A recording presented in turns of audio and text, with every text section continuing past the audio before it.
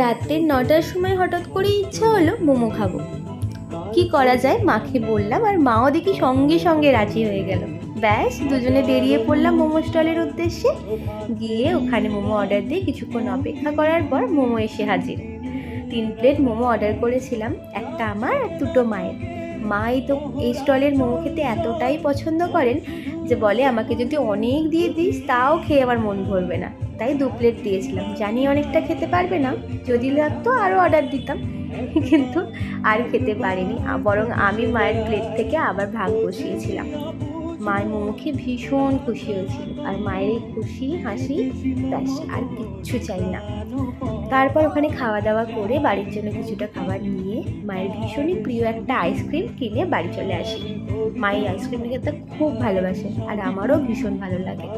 এই আইসক্রিম খাওয়ার পর মায়ের রিয়াকশনটা আলাদাই ছিল। তার মতো খেতে, নলেন করে ঋতুটা এত দারুণ খেতে।